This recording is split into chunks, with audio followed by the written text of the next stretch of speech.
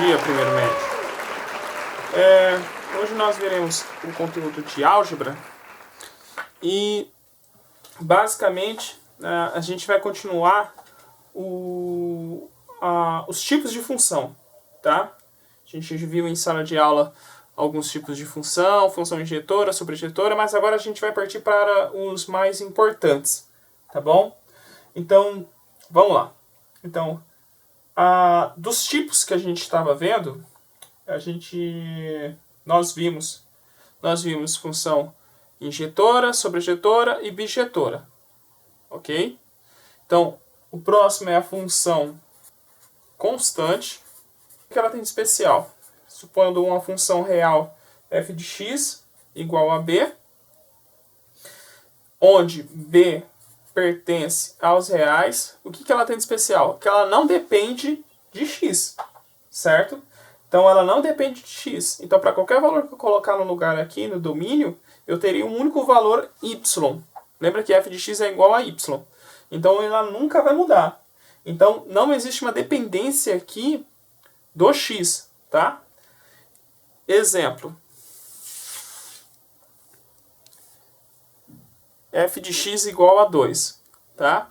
Então, se eu pegar e colocar x igual a 1 aqui no lugar, eu vou ter f de 1 igual a 2. Então, f de 1 igual a 2. Certo? Se eu colocar f de 2, vai dar 2 também. Se eu colocar f de 3, vai dar 2 também. Se eu colocar f de menos 3, vai dar 2 também.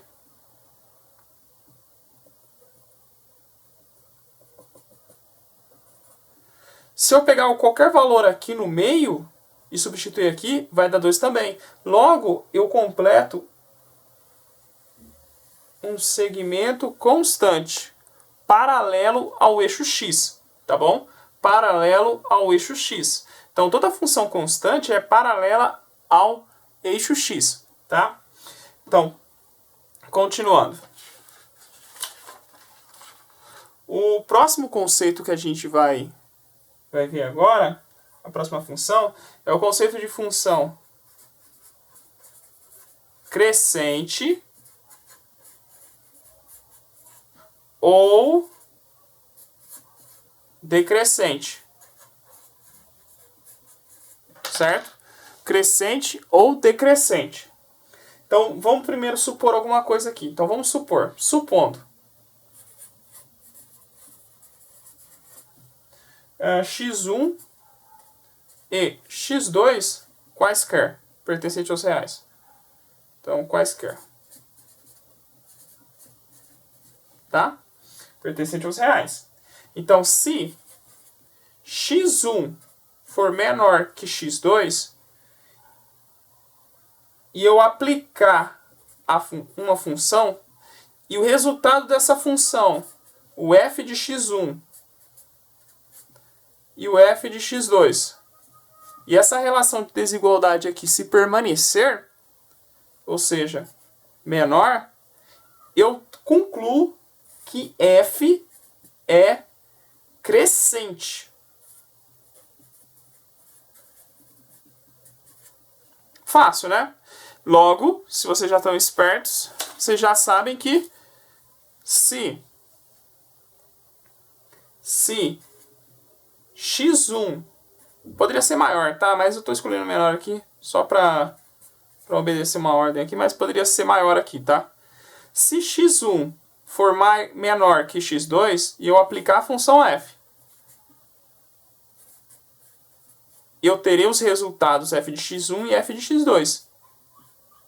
Certo?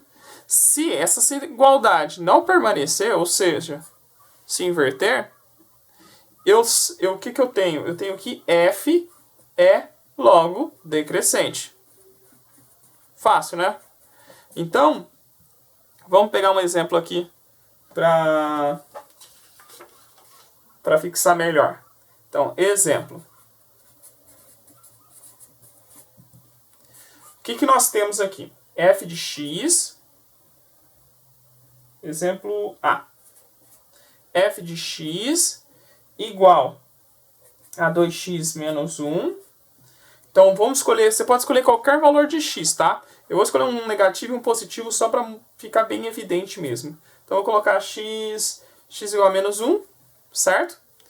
E x igual a 3, ok? Então, vamos lá. Vocês vão copiando. Qualquer coisa, dá pausa, porque eu vou trocando a página, tá? Vou aplicar f de x. Então, f de x, f de menos 1, vai ser igual a 2 vezes menos 1, certo? Menos 1.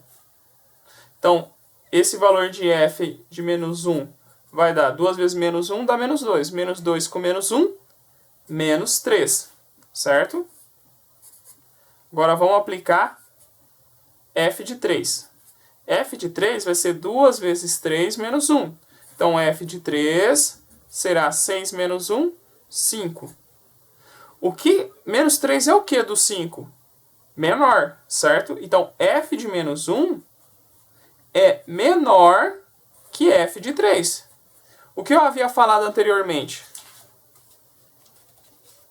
X não é igual a menos 1? E x aqui não é igual a 3? Isso não é menor? Logo, obedeceu a desigualdade, certo? Manteve. Logo, se manteve, eu concluo que é uma função crescente. Certo? Fácil, né? Continuando. Então, o próximo. Agora, se eu passar uma função crescente, é o mais justo passar uma função decrescente. Então, AB, g de x. Então, eu terei menos x mais 20. Então, escolhendo x igual a para variar um pouco, 0. E x igual a 4. 0 é menor que 4, certo? Então, vamos lá. G de 0. Então, g de 0 vai ser menos 0 mais 20. Isso dá 20. G de 4. G de 4 vai dar menos 4 mais 20. Isso dá 16. O que g de 0 é g de 4? Qual a relação entre eles? 20 é o que de 16? É maior, não é? Opa, não inverteu? Se inverteu, essa função g de x, ela é decrescente. Certo? Ok, função crescente e decrescente, facinho, né? Vamos agora para a próxima, que será a função composta. A função composta, gente, ela despenca na primeira fase da Unicamp, tá? Então, prestem bastante atenção. Ela não é difícil.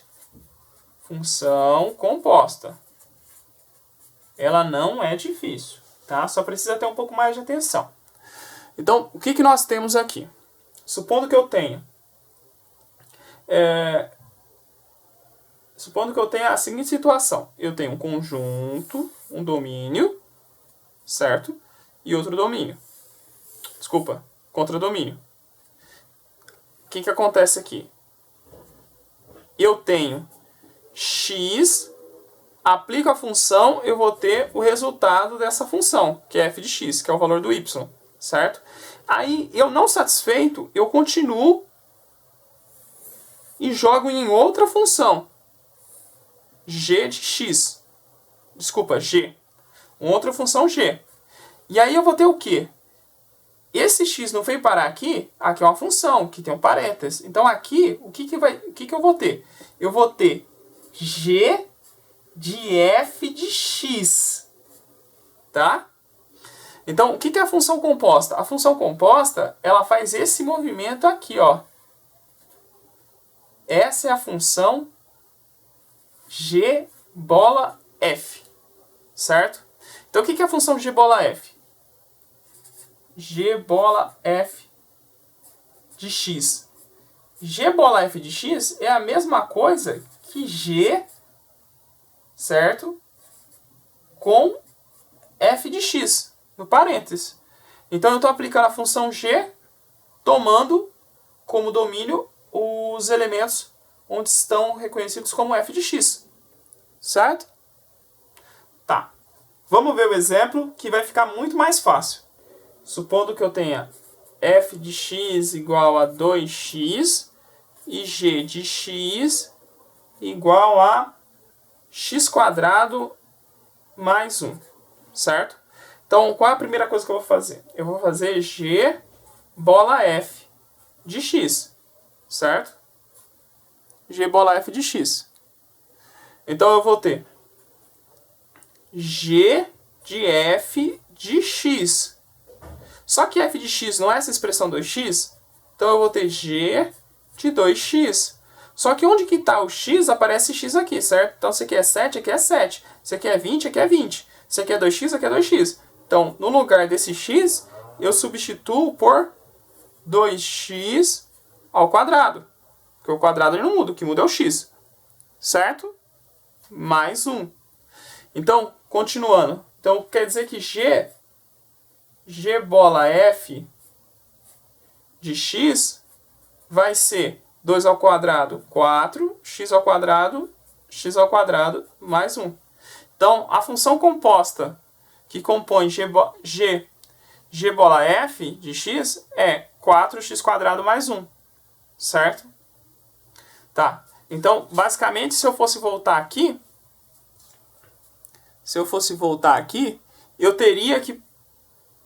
Essa função aqui seria exatamente, ou seja, que levaria direto para o terceiro diagrama, essa aqui. Certo? Essa seria a relação. Tá, agora vamos fazer f bola g, para mostrar para vocês que muda.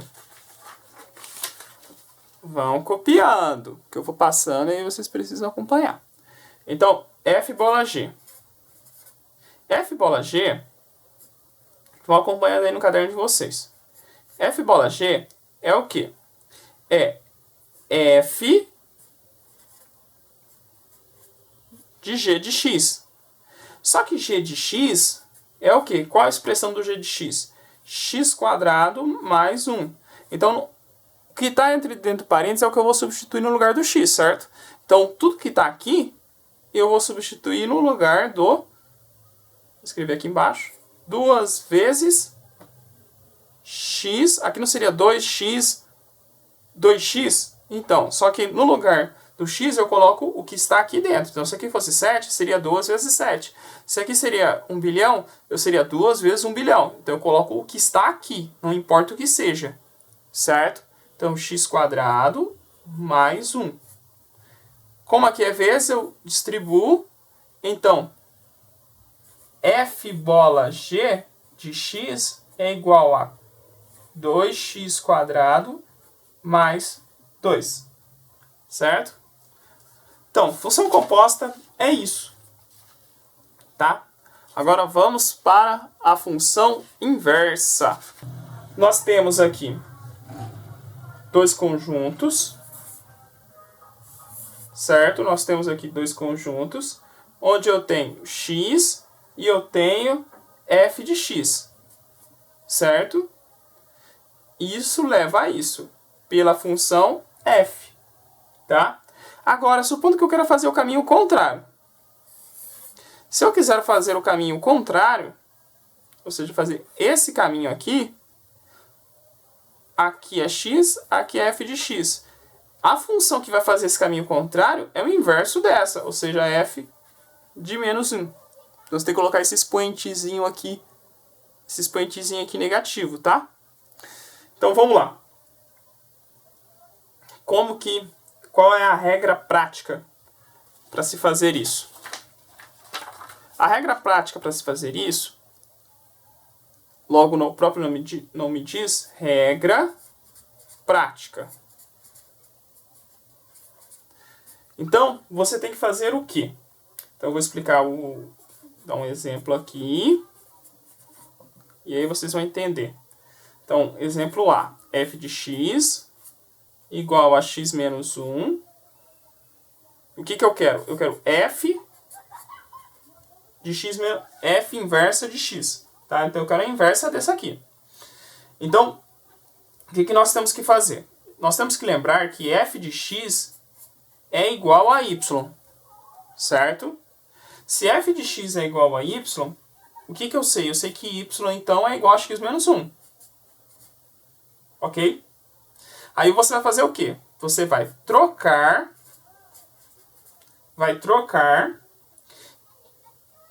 y por x. Então, você vai trocar y por x. E vai trocar x por y. Então, você vai fazer essa troca aqui, tá? X, y por x e y por x, e x por y, tá? Então, fazendo isso, o que você vai obter? Você vai obter a seguinte expressão. No lugar do y você coloca x e no lugar do x você coloca y, certo? Eu peguei a anterior e fiz esse movimento. Eu substituí. Agora você vai o quê? Isolar y, tá? Você vai isolar y. Então vai ficar menos 1 passa, então fica x mais 1 igual a y. Que é a mesma coisa que y igual a x mais 1. Falar que 7 é igual a 7 é a mesma coisa que falar que 7 é igual a 7. X mais 1 é igual a y, então y é igual a x mais 1. Y é igual a x mais 1, tá? Eu não mudei de lado, eu só estou dizendo de outra forma. Se isso é igual a isso, não muda nada, certo? 2 é igual a 2. 2 verde é igual a 2 azul. Então 2 azul é igual a 2 verde, certo? Que é o que está aqui. Não preciso mudar de sinal, não.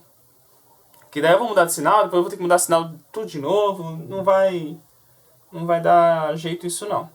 Então aqui eu tenho que... Só que esse y aqui que eu obtive, ele não é qualquer y. É o f de x inverso, tá? É a minha inversa. Então, essa é a função inversa. Vamos fazer o teste. Vamos fazer o teste. Então, você precisa fazer o teste? Não, o teste no exercício, você não precisa. Eu vou fazer o teste aqui, vocês vão ter que copiar. Então, como que eu faço o teste? Eu escolho um valor, x igual a 4, certo?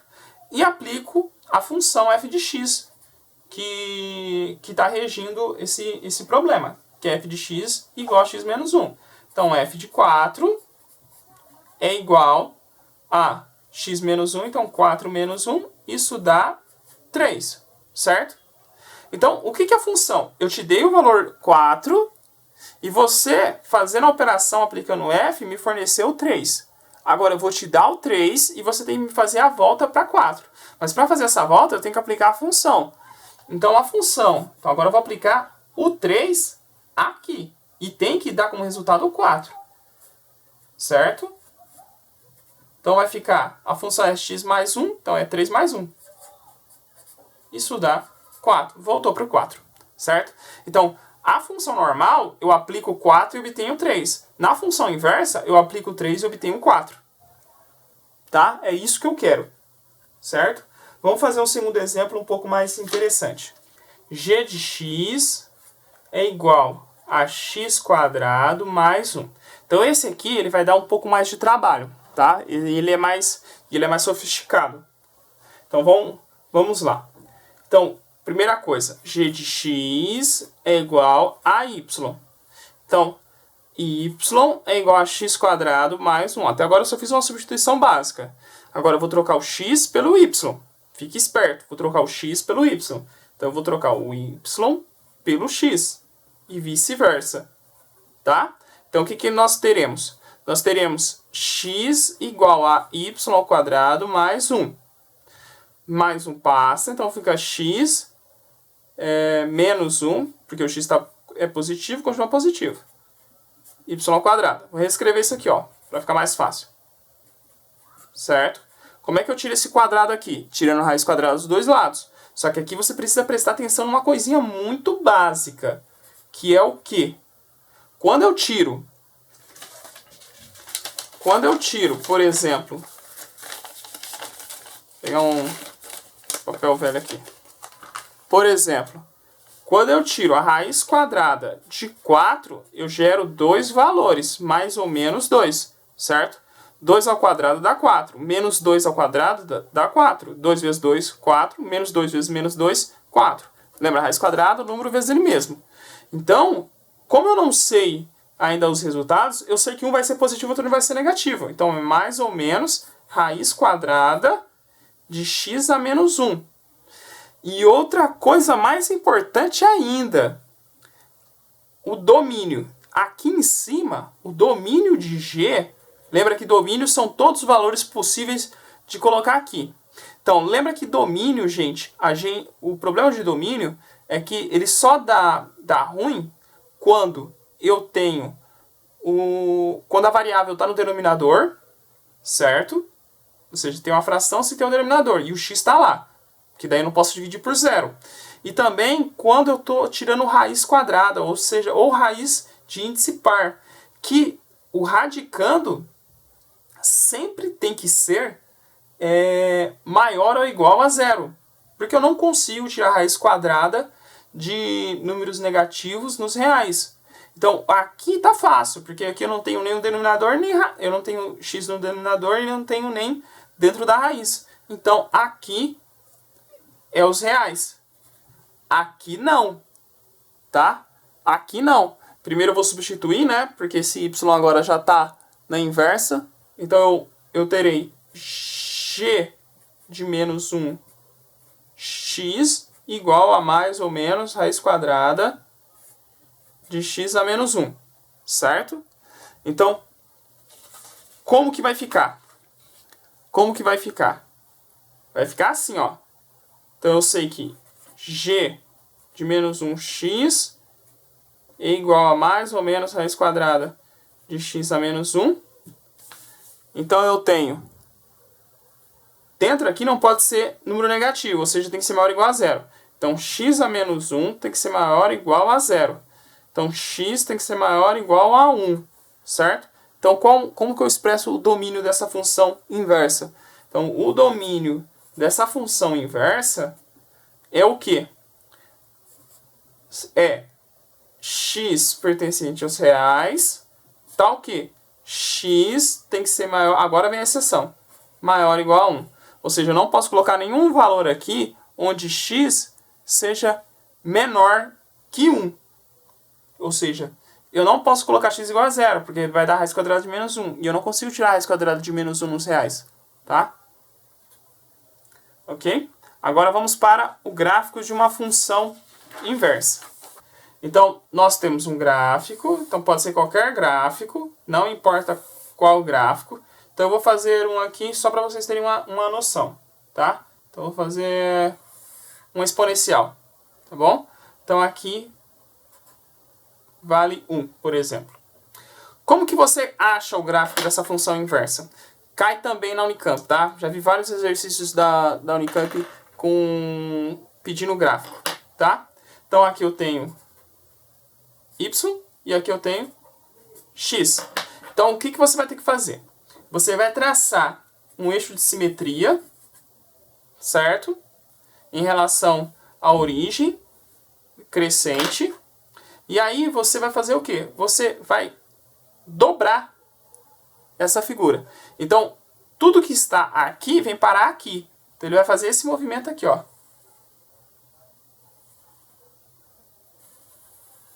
Certo? E esse ponto é 1. Ok? Então, é como se você dobrasse a figura e ele teria, como aqui, esse espaço vem para cá. Então, aqui se encaixa aqui e esse pedaço aqui se encaixa aqui. Ou seja, simétrico. O desenho não está muito bonito, mas eu espero que vocês tenham entendido. Tá? Esse triângulo aqui, ele vem encaixando aqui, dobrando a figura. Tá? Bem fácil, né? O gráfico da função inversa. Então é isso, gente. Até a próxima aula e tchau!